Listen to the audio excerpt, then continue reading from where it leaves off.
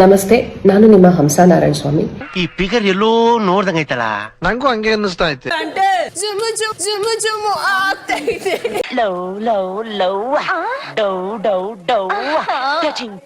ಹನುಮಂತು ನಾನಿರುವಾಗಂತೂ ತುಂಬಾ ಸೈಲೆಂಟ್ ಆಗಿರ್ತಾ ಇದ್ರು. ಧನರಾಜ್ ಆಯ್ತು, ಹನುಮಂತ ಆಯ್ತು, ಅವ್ರು ಒಂದ್ ಕಾರ್ನರ್ ಆಗಿ ಇರ್ತಿದ್ರು. ಯಾವ್ದ್ರಲ್ಲಿ ನಮ್ ಜೊತೆ ಯಾರ ಜೊತೆ ಮಿಂಗಲ್ ಆಗ್ತಾ ಇರ್ಲಿಲ್ಲ. ಮಾತಾಡ್ತಾ ಇದ್ದಾಳೆ. ಆಟಗಳಲ್ಲೂ ಅಷ್ಟಕ್ಕಷ್ಟೇ ಇರ್ತಿದ್ರು. ನಾವೇನಾದ್ರೂ ಒಂದು ಟಾಸ್ಕ್ ಮಾಡುವಾಗ್ಲೂ ಅಷ್ಟೇನೆ ಅವ್ರೆಲ್ಲೋ ಕಳ್ದೋಗಿರ್ತಿದ್ರು ಹನುಮಂತ ಅವರೇ. ಬಟ್ ಮುಂಚೆ ಸೀರಿಯಲ್ ಏನಾದ್ರು ಮಾಡ್ತಿದ್ದೇನಮ್ಮ ಅಣ್ಣ ಈಸ್ ವೆರಿ ರಿಯಲಿ ಲಕ್ಕಿ ಅಂತ ಹೇಳ್ಬೋದು. ಫಿನಾಲೆವರೆಗೂ ಬಂದಿದ್ದಾರೆ, ಸೈಲೆಂಟ್ ಆಗಿ ಇದ್ಕೊಂಡೆ ಫಿನಾಲೆವರೆಗೂ ಬಂದಿದ್ದಾರೆ. ನನ್ನನ್ನೇನು ಬೇರೆಯವ್ರ ತರ ಅಂತ ತಿಳ್ಕೊಂಡಿದ್ಯಾ? ಜನ ಅದೇ ಹೇಳ್ತೀನಲ್ಲ, ಜನ ಯಾರನ್ನಾದ್ರೂ ಒಬ್ಬರನ್ನ ಇಷ್ಟಪಟ್ರೆ ಅವ್ರನ್ನ ತಲೆ ಮೇಲೆ ಎತ್ಕೊಂಡು ಕುಣಿಸ್ತಾರೆ ಅಂತಾರಲ್ಲ ಅಭಿಮಾನಿಗಳು, ಆ ರೀತಿ. ಸರಿ ಬಿಡಮ್ಮ. ಅಥವಾ ಅವನ ಒಂದು ಸಿಂಪತಿ ಪ್ಲಸ್ ಆಯ್ತೇನೋ ಜನಕ್ಕೆ. ಬೋಳಿ ಮಗ ಹೇಳಿದ್ರಿ ಏನ್ರಿ ಅದು ಮಾತಾಡೋದು, ಏನ್ ಮಾತಾಡ್ತಾರೆ? ನೀವು ಯಾವ್ದೇ ರಿಯಾಲಿಟಿ ಶೋ ನೀವು ಒಂದು ಅಬ್ಸರ್ವ್ ಮಾಡಿ, ಬಡವರ ಮನೆ ಮಕ್ಕಳು ಅಥವಾ ಬೇರೆ ಹಳ್ಳಿಯಿಂದ ಬಂದಿರೋರು, ಈ ತರದೊಂದು ಸಿಂಪತಿ ಇರೋರೇ ಫಿನಾಲೆವರೆಗೂ ಹೋಗ್ತಾರೆ. ಮುಂದೆ ಕರೆಕ್ಟ್ ಆಗಿ ಮಾತಾಡಿ. ಅನ್ನ ತಿನ್ನೋ ಬೈಲಿ ಹೋಲ್ ತಿನ್ನೋ ಮಾತಾಡ್ತಿಲ್ಲ ನೀನು.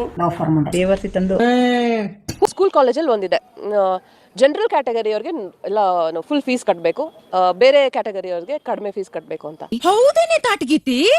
ನಾವ್ ಎಷ್ಟೇ ಓದಿ ದಬಾಕಿದ್ರು ಕೆಲಸ ಸಿಗುವಾಗ ಫಸ್ಟ್ ಅವ್ರನ್ನ ಕನ್ಸಿಡರ್ ಮಾಡ್ತಾರೆ, ನಮ್ಮನ್ನ ಕಡೆಗಣಿಸ್ತಾರೆ. ನೀನೆಂತ ಕಲಾವಿದೆ, ಎಂತ ನವರಂಗಿ ಅಂತ ನನಗೆ ಚೆನ್ನಾಗಿ ಗೊತ್ತು. ಹಾಗೆ ಈ ರಿಯಾಲಿಟಿ ಶೋಗಳಲ್ಲೂ ಹಂಗೆ ಆಗ್ತದೆ, ಸಿಂಪತಿನೇ ವರ್ಕ್ ಆಗ್ತಿದೆ. ಒಳ್ಳೇದ್ ಮಾಡ್ತದ ಜನ್ಮಕ್ಕೆ ಹೋಗೋ. ನಾವು ನೋಡೋದಕ್ಕೆ ಓಕೆ ಬ್ಯಾಂಗ್ಳೂರಿಯನ್ಸ್, ನಮ್ಗೇನು ಏನ್ ಕಡಿಮೆ ಇಲ್ಲ ಬಿಡಪ್ಪ, ಅವ್ರನ್ನ ಯಾಕೆ ಗೆಲ್ಸೋದು, ಅವ್ರನ್ನ ಯಾಕೆ ಬಿಡೋದು ಅನ್ನೋ ತರ ಆಗ್ಬಿಡುತ್ತೇನೋ ಏನೋ ಗೊತ್ತಿಲ್ಲ. So sympathy work sometimes.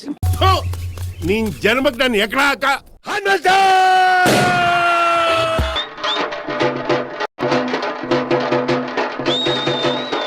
ನಾನೊಂದು ಚಾನಲ್ ಅಲ್ಲಿ ಕೊಟ್ಟಂತ ಇಂಟರ್ವ್ಯೂನಲ್ಲಿ ಒಂದು ಸ್ಟೇಟ್ಮೆಂಟ್ ತುಂಬಾ ಕಾಂಟ್ರವರ್ಷಿಯಲ್ ತಿರುವನ್ನ ಪಡ್ಕೊಂಡಿದೆ.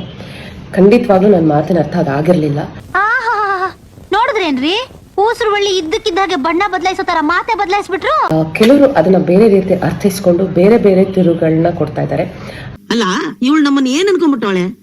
ನಾನು ನಿಮ್ಮ ಹತ್ರ ಎಲ್ಲ ಕೇಳ್ಕೊಳ್ಳೋದಿಷ್ಟೇ, ನನ್ನ ಮಾತಿನಿಂದ ಯಾರಿಗೆಲ್ಲ ಬೇಸರ ಆಗಿದೆಯೋ ಅವ್ರ ಹತ್ರ ಎಲ್ಲ ನಾನು ಕ್ಷಮೆ ಕೇಳ್ತೀನಿ. ದಯವಿಟ್ಟು ನನ್ನ ಕ್ಷಮಿಸ್ಬಿಡಿ. ದೊಡ್ಡ ಮನ್ಸ್ ಮಾಡಿ ಕ್ಷಮಿಸಿ, ಈ ವಿಷಯನ ಇಲ್ಲಿಗೆ ಬಿಟ್ಬಿಡಿ ಅಂತ ಕೇಳ್ಕೊತಾ ಇದ್ದೀನಿ.